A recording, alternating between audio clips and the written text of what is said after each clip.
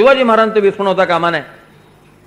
शिवछत्रपतींचं विस्मरण म्हणजे महाराष्ट्राचं मरण आणि शिवछत्रपतींचं संस्मरण म्हणजे महाराष्ट्राचं जीवन. म्हणून शिवाजी महाराजांच्या स्वराज्याचं वर्णन करताना समर्थ रामदास म्हणतात, मोडिली मांडिली क्षेत्रे आनंद वनभुवनी, येथून वाढीला धर्मू रमा धर्म समागमे, संतोष मांडिला मोठा आनंद वनभुवनी. जे मोडले गेलेले आहेत ते पुन्हा मांडले, ज्यांचे संसार उद्ध्वस्त झाले होते ते पुन्हा उभे केले. मोगलाई म्हणजे संसार उद्ध्वस्त करणे, शिवशाही म्हणजे संसार उभे करणे. मोगलाई म्हणजे मंदिरांचा विनाश, शिवशाही म्हणजे मंदिर निर्माण करणं. थोडासा जर आपण महाराष्ट्राचा इतिहास पाहिला तर इसवी सनाच्या पूर्वी 2 शतकापासून तर ज्ञानेश्वर महाराजांच्या निर्याणापर्यंत म्हणजे सुमारे इसवी सन 1300 पर्यंत 1500 वर्षाचा जो कालखंड आहे तो महाराष्ट्राच्या वैभवाचा कालखंड आहे. या 1500 वर्षामध्ये जे विदेशी प्रवासी महाराष्ट्रामध्ये आलेले आहेत त्या प्रवाशांनी महाराष्ट्राची जी वर्णन लिहून ठेवलेली आहेत, दृष्ट लागेल अशी महाराष्ट्राची वर्णन आहेत. या ठिकाणी नद्यांचे घाट जे होते ते बायका नद्यांवरती धुणं धुवायला जात असत, तेव्हा त्यांच्या हातातल्या सोन्याच्या बांगड्या आणि पाटल्या या घासल्या जाऊन ते सबंध दगड जे आहेत नदीचे ते पिवळे धमक सोन्यासारखे झाले होते. वैभव अक्षरशः उतू जात होतं. घरांना कड्या कुलप नसायचे, कारण घरामध्ये चोरी करायला कोणी यायचंच नाही, कारण प्रत्येक जण अतिशय संपन्न होता. चोरी नावाची गोष्टच नव्हती. महाराष्ट्र अतिशय सुखाने आणि अतिशय वैभवाने जीवन जगत होता. त्या काळात महाराष्ट्रातली महत्वाची शहरं जी आहेत ना त्यातल्या एका महत्वाच्या शहराच्या जवळ आपण बसलेलो आहोत. त्या काळातली महाराष्ट्राची महत्वाची शहरं होती, त्यामध्ये मेहकर, बुलढाणा, वाशिम, पैठण, नाशिक, औरंगाबाद ही त्या काळातली महाराष्ट्रातली महत्वाची शहरं होती. पुणे महत्वाचं नव्हतं, पुणे जिजाबाईंनी वसवलं. पुण्याचा भाग्योदय हा जिजाबाईंनी केला, म्हणून पुणेकरांनी जिजाबाईंचं ऋणी असलं पाहिजे. आज जे पुणे आपल्याला पाहायला मिळतं आहे त्याच्या जनक जिजाबाई आहेत. 1318 नंतर महाराष्ट्राला वाली राहिला नाही. सुदैवाने निवृत्ती, ज्ञानदेव, सोपान, मुक्ताबाई ही सगळी मंडळी निघून गेली होती. त्यांना हे दुर्दैव पाहायला मिळालं नाही. पण 3 संतांना हे दुर्दैव पाहावं लागलं, संत नामदेव, संत जनाबाई आणि संत चोखामेळा. दैत्यांची दाटे भरियली अवनी असं ह्या सगळ्या यवनांचं वर्णन संत नामदेवाने त्यांच्या अभंगामध्ये केलेलं आहे.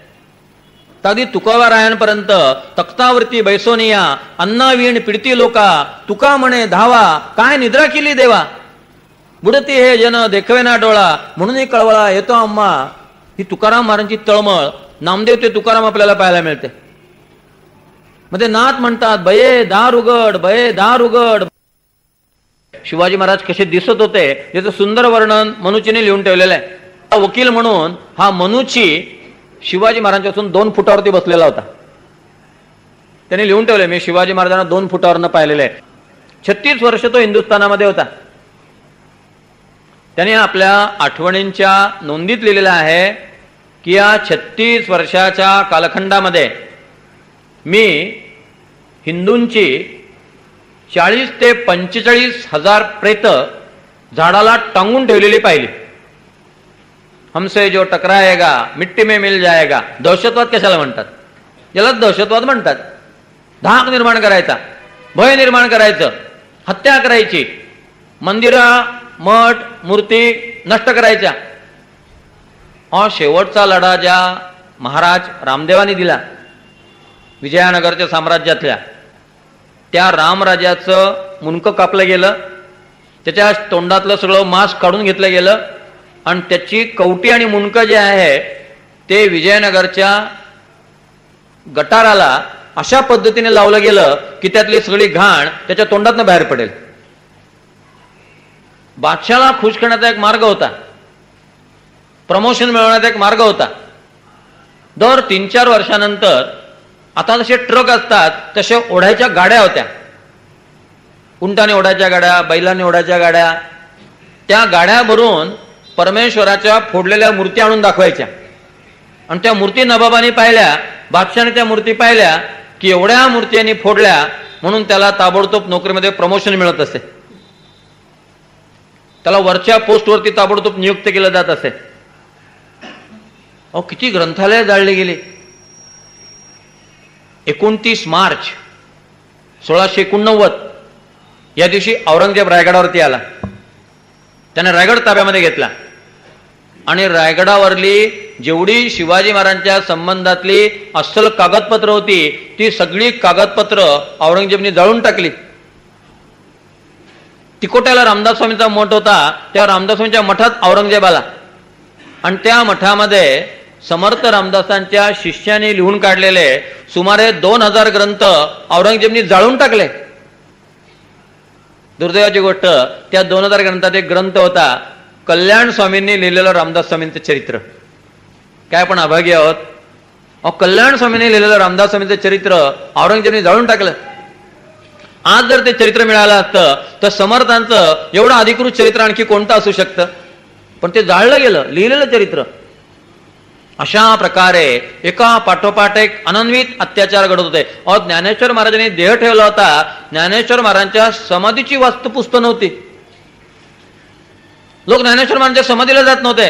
ज्ञानेश्वर महाराजांची समाधी हरवली होती. यावरनं कल्पना करा. 1294 साली ज्ञानेश्वर महाराजांनी संजीवन समाधी घेतली.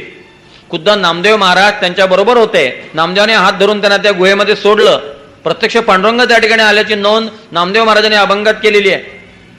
काही वर्ष त्या समाधीची पूजा चालली होती. नामदेव महाराज ज्ञानेश्वर महाराजांची समाधी लोकांना माहिती नव्हती. अहो चोखा मेळा कसा मेला. बिदरचा जो बरीचशा होता त्याने गावकूल बांधून काढायचा आहे. सगळे हरिजन घ्या म्हटले. त्या हरिजनांना कामाला लावा. हरिजन म्हटलं आम्हाला मजुरीचं काम अनुभव नाही, आम्हाला बांधकामाचा अनुभव नाही. काय नाही म्हटले, काम करा. हंटरने या लोकांना कामाला लावलं. जवळजवळ 800 मजूर मंगळवेढ्यातले गावकूल बांधायसाठी कामाला लागले. त्या चोखा मेळा होता. लोकांनी सांगितलं हा मोठा संत आहे, देवाचा भक्त आहे, याला मजुरी करायला लावू नका. बिदर्शन झालं काय नाही, मी संत बिंत काही जाणत नाही. त्यांनी त्याला कामाला लावलं. या मजुरांना अनुभव नव्हता. काम करता करता ती दरड कोसळली आणि 800 मजूर मरण पावले. त्या चोखा मेळा सुद्धा मरण पावला. चोखा मेळ्याचे समाधी मंदिर कोणी बांधलं? संत नामदेवांनी बांधलं. नामदेवाने सांगितलं ज्या हाडांमधनं विठ्ठल विठ्ठल विठ्ठल असा ध्वनी येत असेल ते चोखा मेळ्याचं शरीर असं समजा, ते पंढरपुरात आणा आणि पांडुरंगाच्या समोर चोखा मेळ्याचा अग्निसंस्कार करण्यात आला आणि तिथे त्याचं समाधी मंदिर बांधलं गेलं.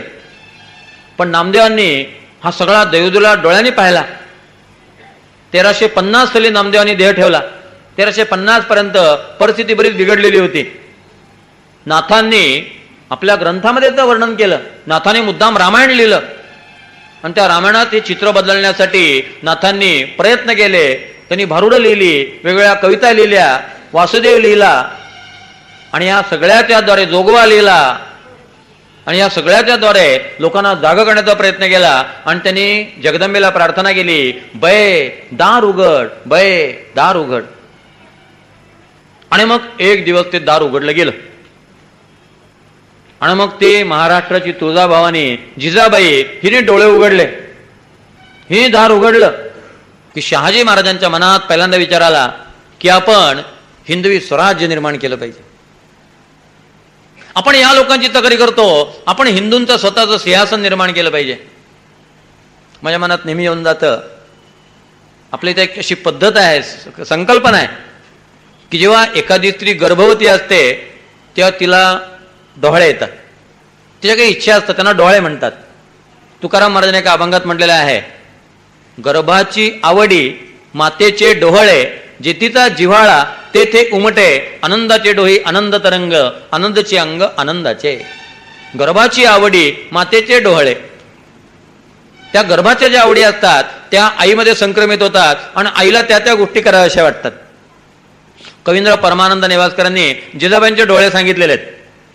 कवींद्र म्हणतात जिजाबाईंना आपण सिंहासनावरती बसावं, आपण किल्ले जिंकावेत, आपण सज्जनांना मदत करावी, आपण दुष्टांचा विनाश करावा, असे डोळे जिजाबाईंना होते. पुरुषांना डोळे असतात असं कधी आपण ऐकलेलं नाही आहे. पण मला शिवचरित्रात असं वाटायला लागतं की शिवाजी महाराजांच्या जन्माच्या वेळेला शहाजी महाराजांना हिंदवी स्वराज्याचे डोळे लागले. शिवाजी महाराज जेव्हा जिजाबाईंच्या गर्भामध्ये होते तेव्हा शहाजी महाराजांनी हिंदवी स्वराज्याचा पहिला प्रयोग केलेला आहे. म्हणजे हिंदूंचं स्वराज्य स्वतंत्र असलं पाहिजे ही पहिली संकल्पना शहाजी महाराजांची आहे. म्हणून एक लक्षात ठेवा, शिवाजी महाराजांच्या हिंदवी स्वराज्याचे शिल्पकार आणि जनक शहाजी राजे आणि जिजाबाई आहेत हे आपण लक्षात ठेवलं पाहिजे. बाबासाहेब पुरंदरे त्यांच्या शिवचरित्रात म्हणतात की त्यावेळी मराठ्यांच्या तलवारीत पाणी होतं, ते स्वकीयांना पाण्यात पाण्यासाठी आणि शत्रूच्या दारात पाणी भरण्यासाठी. आणि ब्राह्मण वर्गाची अवस्था कशी होती समर्थाने वर्णन केलेलं आहे. कित्येक ब्राह्मण मशिदीत जाती, कित्येक पिराज बसती, कित्येक तुर्क होती आपले इच्छेने. ब्राह्मण बुद्धीपासून चेवले, आचारापासून भ्रष्ट झाले, गुरुत्व सांडून झाले शिष्य शिष्यांचे. ज्या दोन वर्णांनी समाजाचं नेतृत्व करायचं, समाज परिवर्तन घडवायचं, त्या दोन वर्णांचं कसं अधपतन झालेलं होतं याचं वर्णन आपल्याला त्या काव्यामध्ये पाहायला मिळतं, त्या घटनांमध्ये पाहायला मिळतं. 1630 सालचा जर आपण इतिहास पाहिला तर नाशिक, जुन्नर, सिन्नर हा सगळा भाग जो आहे तो शहाजी महाराजांची जहागीर आहे. नाशिक जवळ सिन्नरला शिवनेरी किल्ल्यावरती जवळच जुन्नरला शिवाजी महाराजांचा जन्म झालेला आहे. आपली जहागीर म्हणून जिजाबाई आणि शिवाजी याला तिथं सुरक्षित ठेवलं गेलेलं आहे. आणि शहाजी महाराज जे आहेत ते सारखे मोहिमेवरती आहेत. ते निजामाकडे नोकरीला आहेत, नगरचा निजाम. इकडं शहाजी महाराजांची चुलत भावज आहे स्नानासाठी गोदावरी तीरावरती आलेली आहे. नाशिकला शहाजी महाराजांची घरं आहेत. आज ज्याला गाडगे महाराजांची धर्मशाळा अशी पाटी आहे ती जागा भोसल्यांची आहे. आज ती गाडगे महाराजांची धर्मशाळा झाली गंगेच्या काठावर. तिथं कायम शहाजी महाराजांचा मुक्काम असायचा. ही शहाजी महाराजांची चुलत भावज आहे, तिथं राहायला आलेली आहे. ती गंगा स्नान करणार आहे. त्या काळामध्ये राजघराण्यातल्या स्त्रिया जेव्हा स्नानासाठी येत असत तेव्हा लोकांना हकललं जायचं, कारण ती राजघराण्यातली स्त्री येते. आज सुद्धा जर प्राईम मिनिस्टर येणार असले तर रस्ते बंद ठेवायला लागतात. 2 तास हे रस्त्याने कोणी जायचं नाही, का तर प्राईम मिनिस्टर जाणार आहेत, त्यांची गैरसोय होता कामा नये. ही राजघराण्यातली स्त्री आहे, ती स्नानाला येणार आहे. बाकीच्या लोकांनी तिला स्नान करताना बघू नये, सगळ्यांना हकललं गेलं, पडदे लावण्यात आले. ही बाई स्नानासाठी आली आणि एकदम भरधाव वेगानं 5-6 माणसं आली. त्यातल्या एक घोड्यावरनं आला, त्यांनी ही बाई उचलली आणि पळून गेला. त्या माणसाचं नाव महाबत खान. आणि त्याचा आणखी परिचय करून द्यायचा म्हणजे तो राणा प्रतापाचा पणतू. काल आपण मीराबाईंचं चरित्र पाहिलं. ज्या उदयसिंहाचा मुलगा राणा प्रताप, त्या राणा प्रतापाचा हा पणतू महाबत खान धर्मांतर केलं. मुळातला शिसुदिया घराण्यातला मराठा मनुष्य, शहाजीराजे भोसले शिसुदिया घराण्यातले मराठा मनुष्य, आपल्याच भावकीतली एक सून हा मनुष्य पळून नेतो. तिच्यावरती बलात्कार केला, तिला ठार करण्यात आलं. हे सगळं शहाजी महाराजांना कळलं.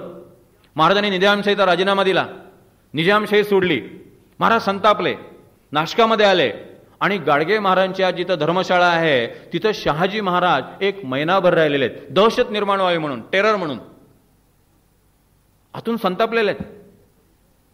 शिवाजी महाराजांचे हे वडील आणि समर्थ रामदास यांची ही भेट 1631 साली गोदावरीच्या तटावरती झालेली आहे.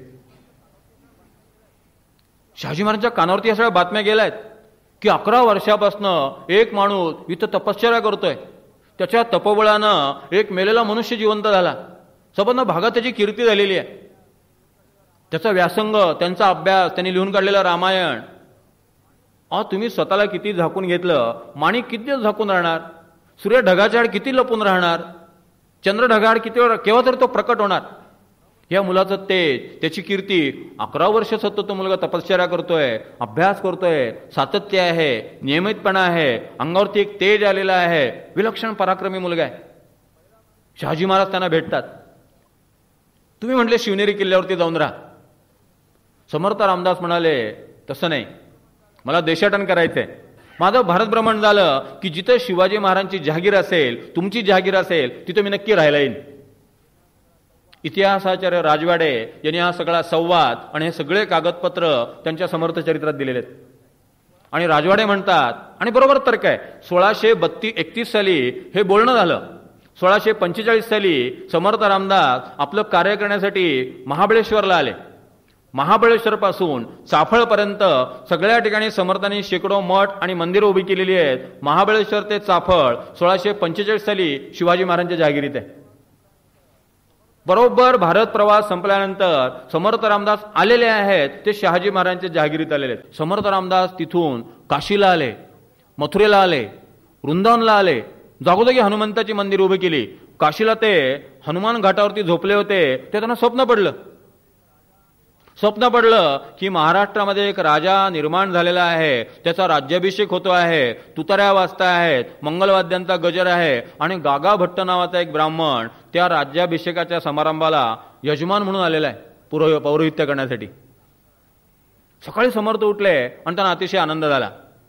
आनंद वनभुवनी काव्यजयनं, वनभुवनी याचा अर्थ काशी. त्या काळात काशीला वनभुवनी म्हणत, नाशिकला जनस्थान म्हणत, चाफळला चंपावती म्हणत, कोल्हापूरला करवीर म्हणत, अंगलापूरला अंगापूर म्हणत. ही वेगवेगळी गावं जी आहेत ती त्या काळामध्ये त्या नावाने प्रसिद्ध होती. म्हणून आनंद वनभुवनी तिथं ते स्वप्न पडलं की महाराष्ट्रात राजा निर्माण झालेला आहे. समर्थांचे स्वप्न पाहिलं, त्यांना असं वाटलं अरे या घाटाला हनुमान घाट म्हणतात, इथं हनुमंताचं मंदिर पाहिजे. मारुती स्थापन केला. पहलगावला मारुती, सिमल्याला मारुती, काशीला मारुती, मथुरेला मारुती, वृंदावनला मारुती, रामेश्वरला मारुती, तंजावरला मारुती, श्रीलंकेला मारुती. सेतुमाधवराव पगडी श्रीलंकेला गेले होते. हनुमंताच्या मंदिरात आरती सुरू झाली. कुठली आरती सुरू व्हावी? सत्राणे उड्डाणे हुंकार वदनी, करडळमळ भूमंडळ सिंधू जळ गगनी. तो मनुष्य थक्क झाला, पगडी थक्क झाले. त्याने विचारलं, बाबा रे तुला सिंहली भाषा येते, म्हणजे मराठी आरती कशी काय शिकला? म्हणजे ती आमच्यात परंपरेने पाठ होत आलेली आरती आहे, मला तिचा अर्थ माहिती नाही. म्हणजे परंपरे म्हणजे कशी काय? म्हणजे रामदास नावाचा महाराष्ट्रातला एक संत इथं आला होता, त्यांनी हा मारुती स्थापन केलेला आहे, आम्ही त्याचे परंपरेने पुजारी आहोत, आम्हाला मराठी कळत नाही, आरती पाठ आहे म्हटले. किती ठिकाणी हा मनुष्य हिंडला. 1634 साली सुवर्ण मंदिरात समर्थांनी चातुर्मास केलेला आहे. शिखांचे 6वे धर्मगुरू गुरु हरगोविंद सिंग समर्थांना भेटले. हरगोविंद सिंगांचं चरित्र मुद्दा मी मागवलं. एका नांदेडच्या याच्यात गेलो, शिखांच्या धर्मगृहात प्रार्थनास्थळी, आणि त्यांच्यानं हरगोविंद सिंगांचं चरित्र मागितलं. त्या हरगोविंद सिंगांच्या चरित्रात उल्लेख आहे की संत रामदास हे महाराष्ट्रातले संत हरगोविंद सिंगांना भेटले आणि 4 महिने ते सुवर्ण मंदिरात राहिले. इथं हरगोविंद सिंगांनी समर्थ रामदासांना सांगितलं, लष्करी उठाव केल्याशिवाय भारत स्वतंत्र होणार नाही. आणि तेव्हापासून समर्थांच्या मनात लष्करी क्रांतीनं मनात वेध घेतला. हरगोविंद सिंगांच्या चरित्रात उल्लेख आहे. आचार्य गोपालदास जयपूर राजस्थान तिथं समर्थ गेले. हे आचार्य गोपालदास समर्थांपेक्षा वयाने जास्त आहेत. आपल्या स्वतःच्या पादुका समर्थांनी त्यांना भेट म्हणून दिलेल्या आहेत. आचार्य गोपालदासांचा आणखी परिचय सांगतो. सध्याचे विश्व हिंदू परिषदेचे प्रसिद्ध आचार्य धर्मेंद्र महाराज यांचे ते मूळ पुरुष. मी आचार्य धर्मेंद्र महाराजांना पत्र लिहिलं आणि त्यांना मी विचारलं की मला आचार्य गोपालदासांबद्दल जरा जास्त माहिती कळवा. मोठं 2-3 पानाचं पत्र मला आचार्य धर्मेंद्र महाराजांचं स्वतःच्या हस्ताक्षरात आलं होतं. त्यात त्यांनी लिहिलं, आमचे मूळ पुरुष आचार्य गोपालदास यांना समर्थांनी पादुका दिल्या, कुबडी दिली. ती आजही आमच्या पंचखंड पीठेश्वर मठामध्ये आहे. तिथं समर्थांनी आचार्य गोपालदासांना दीक्षा दिली आणि राष्ट्रवादाचा मंत्र दिला. पुढे 1666 साली शिवाजी महाराज आग्र्याहून निसटले. ते पळाले तिथून. बादशाह संतापला. त्यांनी हिंदूंवर अनेक अत्याचार जे करायला सुरुवात केली, त्यामध्ये जिजिया कर लादला. आचार्य गोपालदास म्हणाले, आम्ही हिंदू आहोत, हे आमचं राष्ट्र आहे, आम्ही जिजिया कर भरणार नाही. औरंगजेबने त्यांना अटक केली, दरबारात आणलं. औरंगजेबने सांगितलं, तुम्हाला जिजिया कर भरावा लागेल. आचार्य गोपालदासांनी औरंगजेबला तोंडावर सांगितलं, हे आमचं राष्ट्र आहे, आमच्या राष्ट्रामध्ये आम्ही हिंदू आहोत म्हणून आम्ही कर भरणार नाही. औरंगजेबने सांगितलं, बमन को मार डालो.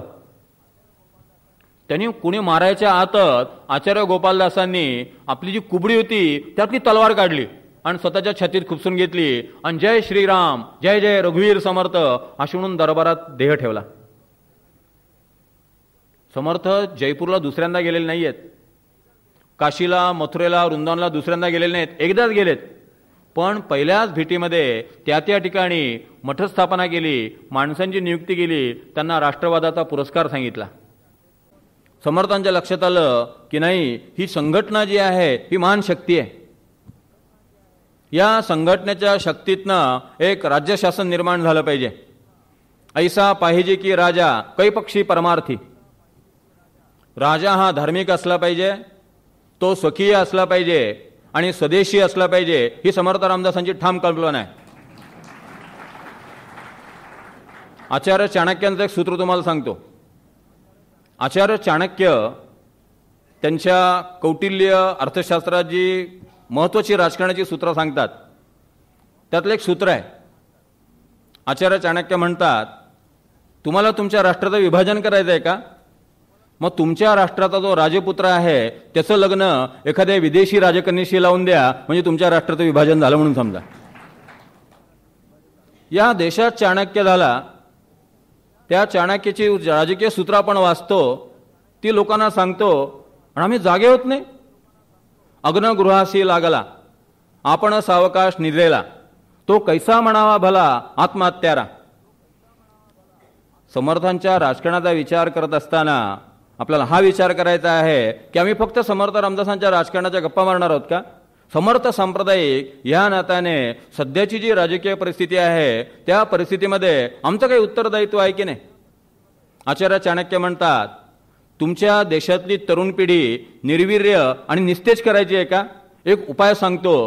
तुमच्या समोरचे जे मानदंड आहेत त्या मानदंडांच्या प्रतिमा काळ्या करा, त्या खराब करा, आपोआप मुलं निस्तेज आणि निर्वीर्य होतील.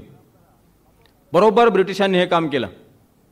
आमचा इतिहास जो होता तो ते असा विचित्र आणि विकृत करून आपल्यासमोर मांडला की शिवाजी महाराजांबद्दल प्रेम नाही, समर्थांबद्दल अस्मिता नाही, संतांच्या बद्दल आत्मीयता नाही.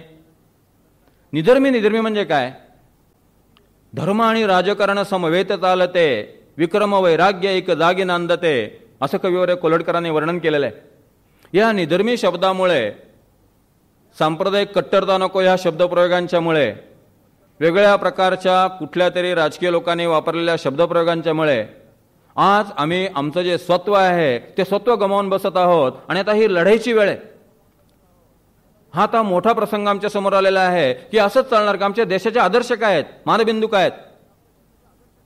समर्थांच्या राजकारणाचा आपल्याला त्या दृष्टीने विचार करावा लागणार आहे की ते ठामपणे शिवाजी महाराजांच्या पाठीमागे उभे राहिले. संतांनी राजकारण करावं की नाही? समर्थांनी ठामपणे सांगितलं, मुख्य हरिकथा निरूपण, दुसरे ते राजकारण, गनिमांच्या देखता फौजा, रणशुरांच्या फुरफुरती भुजा, ऐसा पाहिजे की राजा कैपक्षी परमार्थी. महाराज राजे झाले, लगेच ते म्हणाले, बुडाला औरंग्या पापी, म्लेंच संहार जाहला, बुडाले सर्व ही पापी, हिंदुस्थान बळावले. समर्थ रामदास यांची राजकारणाबद्दलची धारणा जी होती ती स्पष्ट आणि स्वच्छ होती की धर्माचा अभिमान असलेला राजा ह्या देशात निर्माण झाला पाहिजे. शिवाजी महाराजांचे एकूण 8 विवाह झाले होते. शिवाजी महाराजांचा 8 आकड्याशी फार संबंध आहे. शिवाजी महाराजांची राजमुद्रा जी आहे ती 8 अक्षरी आहे. प्रतिपत चंद्रलेखेव 8 अक्षर, वर्धिष्णू विश्ववंदिता 8 अक्षर, शाह सूनो शिवशेषा 8 अक्षर, मुद्रा भद्राय राजते 8 अक्षर. ही राजमुद्रा ज्याच्यामध्ये आहे तो आकार अष्टकोनी आहे. शिवाजी महाराजांची पत्राच्या खालची मोर्तब जी आहे, शिक्का, तो मोर्तब 8 अक्षरी आहे. मर्यादेयम विराजते. शिवाजी महाराजांची कुलदेवता जी आहे तुळजाभवानी, ती 8 हात असलेली आहे. शिवाजी महाराजांचे विवाह झालेले आहेत 8. शिवाजी महाराजांना मुलं झालेली आहेत 8. 6 मुली, 2 मुलं, 8 अपत्य. एकंदरीत 8 आकड्याचा शिवाजी महाराजांचा घनिष्ठ संबंध आहे. आणि समर्थाचा संबंध 9 आकड्याशी आहे. जन्म रामनवमी, देहत्याग दासनवमी, दासबोध लेखन माघ शुद्ध नवमी, सगळं नवमीला. शिवसमर्थ भेट वैशाख शुद्ध नवमी, निर्वाणाची कल्पना दिली नवमीला, सगळं नवमीला. शिवाजी महाराज जेव्हा गोव्यामध्ये गेले, बार्बाडोसला आले आणि शिवाजी महाराजांना कळलं की या ठिकाणी 200 हिंदू जे आहेत त्यांचं ख्रिश्चनीकरण करण्यात आलेलं आहे. विहिरीत पाव टाकला गेला, तुम्ही आता बाटले म्हणून घोषित केलं गेलं आणि त्यांचं धर्मांतरण केलं गेलं आणि त्यांना ख्रिश्चन केलं गेलं. शिवाजी महाराजांकडे त्या 200 लोकांनी येऊन सांगितलं की आम्हाला असं असं ख्रिश्चन केलं गेलं. महाराजांनी त्या पाद्रींना बोलवलं. 4 पाद्री होते. त्या 4ही पाद्रींनी कबूल केलं की हे लोक मुळात हिंदू होते, मी त्यांना ख्रिश्चन केलं. शिवाजी महाराजांनी आपल्या मंत्र्याला सांगितलं या चौघांची ही मुंडकी ताबडतोब उडवा. एका क्षणात चौघांची मुंडकी उडवली गेली. धार्मिक स्वातंत्र्य आणि राजकीय स्वातंत्र्य याच्या सीमारेषा ज्या आहेत त्या शिवाजी महाराजांनी बरोबर ओळखल्या होत्या. शिवाजी महाराज दक्षिण दिग्विजयासाठी गेले ते तिरुवन्नमलाईला आले. तमिळनाडू जवळ आहे तिरुवन्नमलाई, तमिळनाडूत. या तिरुवन्नमलाईला आले आणि तिथं शिवाजी महाराजांनी मोगलांचा जो भाग होता तो जिंकला आणि स्वराज्यात आणला. तिरुवन्नमलाई पूर्वी हिंदूंकडे होतं, त्याच्यानंतर मोगलांकडे गेलं. जेव्हा हिंदूंकडे होतं तेव्हा तिरुवन्नमलाईला एक शंकराचं देवालय होतं. ते मोगलांकडे गेलं तेव्हा शंकराचं मंदिर पाडलं गेलं आणि तिथं मशीद बांधली गेली. शिवाजी महाराज जेव्हा तिरुवन्नमलाईला आले, त्यांनी तिरुवन्नमलाई जिंकलं, तेव्हा गावातले पंडित आणि ब्राह्मण जे आहेत ते शिवाजी महाराजांना भेटले आणि ते म्हणाले की स्वराज्य आत्ता आम्हाला पुन्हा मिळालं. पूर्वी हे मोगलांकडे होतं, पण त्याच्या आधी जेव्हा हिंदूंची सत्ता इथे चालत होती तेव्हा एक शंकराचं देवालय होतं, ते पाडलं गेलं आणि तिथं मशीद बांधली गेली. आता 2 महिन्यांनी त्या शंकराच्या देवालयातला दीपोत्सव आलेला आहे. तुम्ही आम्हाला ते मंदिर पुन्हा बांधून द्या आणि दीपमाळ बांधून द्या, म्हणजे आम्हाला दीपोत्सव साजरा करता येईल. शिवाजी महाराजांनी त्या मशिदीची व्यवस्था पाहणाऱ्या मौलवींना बोलवलं. त्यांना विचारलं तुम्ही केव्हापासून हे काम पाहताय? त्यांनी प्रामाणिकपणे सांगितलं की आधी इथं शिवालय होतं, मग ते पाडण्यात आलं आणि इथं मशीद बांधली गेलेली आहे आणि तेव्हापासून आम्हाला बादशाहाने इथं नेमलेलं आहे. शिवाजी महाराजांनी त्यांना सांगितलं तुम्हाला मशिदीसाठी मी पर्यायी जागा देईल, ही मशीद आता इथं राहणार नाही. 8 दिवसाच्या आत शिवाजी महाराजांनी तिरुवन्नमलाईमधली मशीद पाडली आणि त्या ठिकाणी पुन्हा शंकराचं मंदिर उभं केलं आणि 2 महिन्यामध्ये तिथं दीपोत्सव साजरा झाला. जो नियम तिरुवन्नमलाईच्या मशिदीला आहे ना तोच अयोध्येच्या आणि सगळ्या ठिकाणच्या मशिदींना आहे. कसली धार्मिकता आणि कसली निधर्म वृत्ती! म्हणजे शिवाजी महाराजांचे जे धोरण आहे ना, राजकीय स्वातंत्र्य आणि धार्मिक स्वातंत्र्य, शिवाजी महाराजांनी सीमारेषा ओळखल्या होत्या. महाराजांनी सुरत शहर लुटलं, याच्यावरनं इंग्रजांनी महाराजांना दरोडेखोर आणि लुटारू असे 2 शब्द वापरलेले आहेत की शिवाजी दरोडेखोर होता आणि लुटारू होता. इंग्रजांनी सतत आमचा इतिहास बदनाम केलेला आहे. शिवाजी महाराजांच्या मृत्यूनंतर लगेचच महिनाभरामध्ये इंग्रजांनी 2 बातम्या प्रसिद्ध केल्या. एका बातमीत त्यांनी म्हटलं की शिवाजी महाराजांनी त्यांच्या बायकोनी विष घालून ठार मारलं. दुसऱ्या बातमीत त्यांनी म्हटलं की शिवाजीला संभाजीने विष घालून ठार मारलं. कुठून तरी आमचा इतिहास विकृत करायचा हे इंग्रजांचं धोरण प्राचीन काळापासून आहे. आचार्य चाणक्याने म्हटलेलं आहे तुम्हाला एखाद्या राष्ट्रातली तरुण पिढी निर्वीर्य आणि निस्तेज करायची आहे का, एकच उपाय आहे, त्या राष्ट्रातले जे आदर्श पुरुष आहेत त्यांचं चरित्र हनन करा. आणि एकदा ह्या आदर्शांची मानभंगना झाली, मानखंडना झाली की सामान्य मनुष्य अध्यात्मापासून दूर जाईल. बरोबर ही जी नीती आहे ही ब्रिटिशांनी केली. दुर्दैवाने आम्ही संभाजी महाराजांना व्यसनी, छंदी फंदी, बदफैली असा राजपुत्र ठरवलं, पण संभाजी महाराज हे संस्कृत भाषेचे उत्तम पंडित होते. संभाजी महाराज अजिबात व्यसनी नव्हते. संभाजी महाराज अजिबात छंदी फंदी नव्हते. संभाजी महाराजांबद्दलच्या बऱ्याचशा कथा ज्या आहेत त्या काल्पनिक आहेत आणि त्या इंग्रजी लोकांनी तयार केलेल्या कथा आहेत. आपल्या देशाचा इतिहास विकृत करण्याचं काम जे इंग्रजी लोकांनी केलेलं आहे आणि ज्यांनी इंग्रजांचा चष्मा वापरून आपला इतिहास लिहिलेला आहे त्यांनी संभाजी महाराजांना बदफैली केलेलं आहे. संभाजी महाराज निर्व्यसनी होते. संभाजी महाराजांनी संस्कृत भाषेमध्ये लिहिलेली 100 पत्र उपलब्ध आहेत. संभाजी महाराजांनी संस्कृत भाषेत लिहिलेले 3 ग्रंथ उपलब्ध आहेत. एका ग्रंथाचा नायिका भेद, दुसऱ्या ग्रंथाचं नाव शिखा भेद आणि तिसऱ्या ग्रंथाचं नाव बुधभूषण.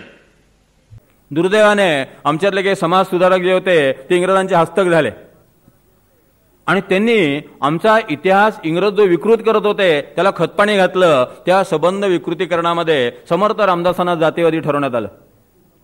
हे सगळं ब्रिटिशांचं कारस्थान आहे. इंग्रजांनी आमच्या इतिहासाची केलेली ही पायमल्ली आहे. शिवाजी महाराजांना दरोडेखोर ठरवलं ते या इंग्रजांनी, शिवाजी महाराजांना देशद्रोही ठरवलं, प्रांतीय पुढारी ठरवलं या ब्रिटिश इतिहासकारांनी, आणि त्यांनी समर्थ रामदासांना ब्राह्मणांचा पुढारी करून टाकलं. आणि दुर्दैवाने आमच्यातले काही समाज सुधारक जे होते, जे इंग्रजांच्या ओंजळीनं पाणी पिणारे होते, त्यांनी समर्थ रामदासांवर टीका केली. आणि त्यांच्या कार्यानंतर महाराष्ट्रामध्ये आणि महाराष्ट्राबाहेर जे जातीयवादाचं विष पेरलं गेलं, त्यामध्ये समर्थ रामदास हे केवळ उच्चवर्णीयांचे होते असा अपप्रचार झाला.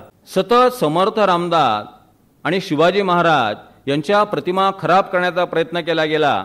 ब्रिटिश सरकारने या सगळ्या प्रयत्नांना खतपाणी घातलं. आमचा इतिहास विकृत पद्धतीने आमच्यासमोर मांडला गेला. आणि त्यामुळे शिवाजी महाराज आणि रामदास स्वामी या दोघांना एकमेकापासून कसं दूर नेता येईल आणि कसं एकमेकापासून विलग करता येईल आणि या दोघांचा संबंध कधीच नव्हता हे कसं प्रस्थापित करता येईल याचे सतत प्रयत्न या देशामध्ये झाले. शिवसमर्थ भेटीचा वाद निर्माण झाला. याला जसं हे सगळे ब्रिटिश विचार प्रवाह, इंग्रजी शिक्षण पद्धती, त्यांचं पॉयझनिंग हे जसं कारणीभूत आहे, तसं आमचे काही चरित्रकार सुद्धा कारणीभूत आहे. त्यांनी शिवाजी महाराज आणि समर्थ रामदास यांचे प्रेमाचे संबंध होते हे दाखवत असताना त्याचा इतका अतिरेक केला, इतकी रंजकता आणि कल्पकता त्याच्यामध्ये आणली की त्यामुळे शिवाजी महाराज जे आहेत त्यांना कमीपणा आला.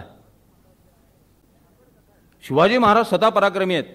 समर्थ रामदास त्यांचं वर्णन करतात, हृदयस्थ झाला नारायण प्रेरणा केली या भूमंडळीची ठाई, धर्मरक्षा ऐसा नाही, महाराष्ट्र धर्म राहिला काही तुम्हा कारणे. तुम्ही आहेत म्हणून महाराष्ट्र धर्म राहिला. शिवाजी महाराज स्वतः मोठे आहेत, ते एक स्वयंभू आहेत. त्यांना हिंदवी स्वराज्याची प्रेरणा जी आहे ती त्यांच्या मातेने दिलेली आहे. त्या संबंध कार्यामध्ये प्रत्यक्ष ज्याला रिस्क आपण म्हणतो ती स्वतः शिवाजी महाराजांनी घेतलेली आहे. स्वतःचे प्राण जे आहेत प्रत्येक वेळेला शिवाजी महाराजांनी धोक्यात घातलेले आहेत. पण शिवाजी महाराजांचं हे सगळं श्रेय जे आहे ते हिसकून घ्यायचं आणि समर्थांच्या झोळीत टाकायचं, हा जो तो प्रयत्न सांप्रदायिक चरित्रकारांनी केला, याची रिॲक्शन अशी झाली की दोघं एकमेकाला भेटलेच नव्हते. मग नंतर पुरावे मिळायला लागले. समर्थांची पत्र शिवाजी महाराजांनी लिहिलेली, शिवाजी महाराजांचं पत्र समर्थांना लिहिलेलं. मग थोडंसं कॉम्प्रोमाइज करत करत त्यांनी हे सन 1672 आणलं की भेट झाली, पण ती 72 साली झाली. म्हणजे 72 साली शिवाजी महाराज इतके मोठे झाले होते की समर्थांच्या मदतीची त्यांना गरज नव्हती. म्हणजे केवळ जातीयवादाच्या राजकारणातनं हा शिवसमर्थ भेटीचा वाद निर्माण झालेला आहे. पण आमची परंपरा जी आहे ती राजा हा धार्मिक असतो आणि तो साधू संतांच्या जवळ लीन असतो. अशा प्रकारची अध्यात्मनिष्ठ धर्मप्रवणता आणि राजकारण हे जर एकत्रित झालं नाही तर या देशाचे प्रश्न कधी सुटणार नाही. किती भ्रष्टाचार वाढत चाललेला आहे. स्वतः पंतप्रधानांनी सांगितलं की राजकारण आणि गुन्हेगारी यांच्या सीमारेषा अस्पष्ट होत चाललेल्या आहेत. म्हणून समर्थांनी त्या काळामध्ये आपलं जे राजकारण मांडलं आणि आपल्या सगळ्या लोकांना अत्यंत सावध केलं, ते राजकारण जे होतं ती देशभक्ती होती. जसं स्वातंत्र्यवीर सावरकरांचं राजकारण होतं, जसं लोकमान्य टिळकांचं राजकारण होतं, तसं समर्थांचं राजकारण होतं. ती एक देशभक्ती होती, ती एक राष्ट्रनिष्ठा होती. पहिल्याच दिवशी आपण पाहिलं, चिंता करतो विश्वाची, या लोकांचं कसं होणार. एकीकडे आपण ब्रह्मवादाचा पुरस्कार करतो, सगळीकडे ते ब्रह्म आहे असं म्हणतो, ब्रह्म आनंद स्वरूप आहे असं म्हणतो, मग या राष्ट्रामध्ये एवढं दुःख का. आणि सगळीकडे ब्रह्म आहे आणि सगळं दृश्य जगत नश्वर आहे, याचा अर्थ दारिद्र्य असावं का, याचा अर्थ गुलामी असावी का. हे दारिद्र्याचं गुलामीचं संवर्धन आणि संगोपन नाही आहे. म्हणून स्वामी विवेकानंद जेव्हा अमेरिकेत गेले त्यांच्या लक्षात आलं की जे राष्ट्र दुबळं आहे त्याचं तत्वज्ञान कोणी ऐकून घेत नाही. म्हणून बलशाली भारत हे स्वामी विवेकानंदांचं स्वप्न होतं, ते समर्थ रामदासांचं स्वप्न होतं. आणि कुठलंही राष्ट्र बलशाली व्हायचं असेल तर त्यासाठी तो राष्ट्राचा प्रमुख जो आहे तो धार्मिक असावा लागतो, तो तेजस्वी असावा लागतो, त्याला धर्माचं अधिष्ठान असावं लागतं. आणि त्या दृष्टीनं समर्थ रामदासांनी शिवाजी महाराजांना या सगळ्या संघटनेचा पूर्ण पाठिंबा दिला. कारण त्यांच्या लक्षात आलं की हा धर्माचा खरा कैपक्षी राजा आहे. शिवाजी महाराज आणि समर्थ रामदास यांच्यात वयाचं 22 वर्षाचं अंतर आहे.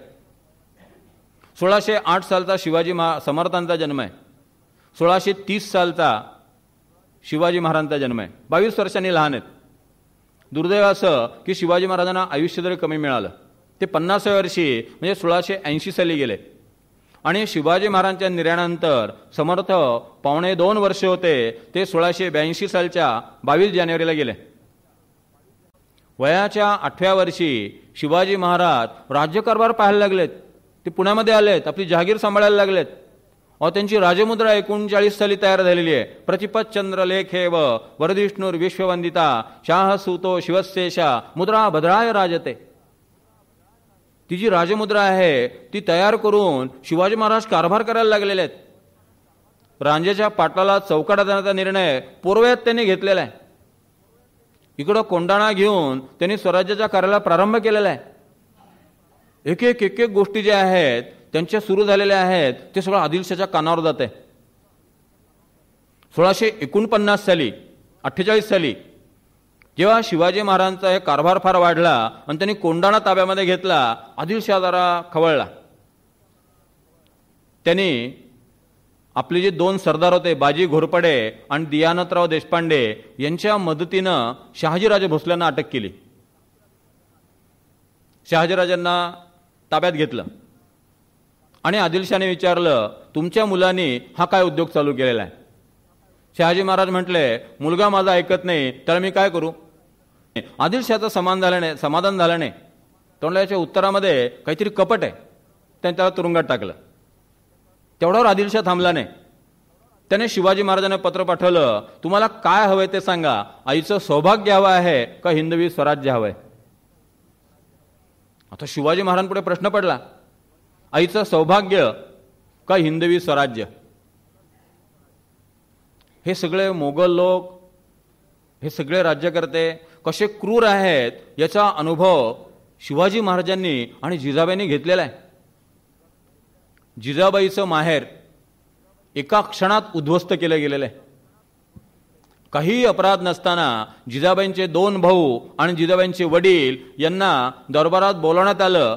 त्यांनी बादशाला कुर्निसात केला. एकदम पडद्या पाठीमागे लपलेले 25 मारेकरी पुढे आले आणि त्यांनी या सगळ्यांचे तुकडे तुकडे केले. त्यामुळे हे लोक कसे क्रूर आहेत, कसे दुष्ट आहेत, कसे राक्षस आहेत जिजाबाईला माहिती आहे. त्यांनी शिवाजी महाराज सांगितलं, जरा थांब बाबा. सगळ्या शिवाजी महाराजांच्या हालचाली ज्या आहेत त्या एकदम ठप्प झाल्या. स्वराज्यावर मोठं संकट आलं. हे जावळीचं खोरं जे आहे ते आपल्याला स्वराज्याशी जोडता येईल का याचा त्यांचा प्रयत्न चालू आहे. या प्रयत्नासाठी शिवाजी महाराजांची छावणी बरेच दिवस वाहिलं आहे. आता आपण पाहिलं की वाईला समर्थांचे मठ आहेत, रोकडबाजा मारुती आहे, थिटे पिटके चित्राव ही मंडळी आहेत. झाली समर्थांपर्यंत बातमी गेली की शिवाजी महाराज आलेले आहेत आणि त्यांची छावणी इथे आहे. कुग्रामे अथवा नगरे पहावी घरांची घरे भिक्षा मिसे लहान थोरे. समर्थांची माणसं जी आहेत ते भिक्षेच्या निमित्तानं सगळीकडे संचार करत असताना बरोबर पाहत आहेत की कुठे कुठे कोणकोणती शक्ती आपल्याला प्राप्त होऊ शकेल. शिवाजी महाराजांची बातमी कळली. समर्थ रामदासांनी विचार केला, आपणच एक पत्र त्यांना पाठवावं. शिवाजी महाराज वाईला आहेत. दिवाकर गोसावी याच्याबरोबर समर्थांनी एक पत्र पाठवलं. ते पत्र दिवाकर गोसावीने घेतलं. दिवाकर वाईला आला. त्यावेळेस समर्थांची ही सगळी माणसं एका ठिकाणाहून दुसऱ्या ठिकाणी जाण्यासाठी घोड्याचा सर्रास वापर करत होते. समर्थ रामदास हे उत्तम घोडेस्वार होते. त्यांना घोड्यांच्या सगळ्या खोडी माहिती होत्या. फार तरबेज होते. घोड्याचा त्यांचा अभ्यास दांडगा होता. आता सहज आठवणीला जाता सांगतो, गिरधर स्वामींनी समर्थ प्रतापात एक गमतीशीर कथा दिलेली आहे. विजयादशमीच्या दिवशी सज्जनगडावरती समर्थ सीमोल्लंघन करायचे. गिरधर स्वामी स्वतः त्यावेळेस हजर असायचे. सेतुमाधव पगडी म्हणतात या सगळ्या कथा 100% खऱ्या मानल्या पाहिजेत. कारण आय विटनेस आहेत गिरधर स्वामी. प्रत्यक्ष डोळ्यांनी पाहिलेल्या कथा लिहून ठेवलेल्या आहेत. आणि सेतुमाधव पगडी जे इतिहास संशोधक आहेत त्यांनी त्यांच्या संशोधन ग्रंथामध्ये या सगळ्या कथा दिलेल्या आहेत. इथं शिवाजी महाराजांचे जे सरदार आहेत ते घोड्यावरनं सज्जनगडावर यायचे. समर्थ रामदास ते सगळे घोडे बघायचे, त्या घोड्यांची तपासणी करायचे आणि त्यातला सर्वात चांगला घोडा जो आहे तो ते निवडायचे. त्या घोड्यावर समर्थ बसायचे आणि सीमोल्लंघन करायचे. पुढे गिरधर स्वामींनी एक गमतीशीर विनोद केलेला आहे. गिरधर स्वामी म्हणतात, ज्या सरदाराचा घोडा समर्थ रामदास निवडत असत त्याचं नाव शिवाजी महाराजांच्या पर्यंत जायचं आणि त्याला नोकरीमध्ये बढती मिळायची. ज्या अर्थी समर्थाने तो घोडा निवडला याचा अर्थ याने घोड्याचा मेंटेनन्स चांगला आहे, याचा घोडा चांगला आहे, त्याला जरा आपल्या दलामध्ये कुठलं तरी चांगलं काम दिलं पाहिजे, त्याला प्रमोशन मिळायचं. प्रमोशन मिळण्यासाठी माणसं काय काय भानगडी केव्हापासून करत आलेली आहेत आता आपल्या लक्षात आलं असेल.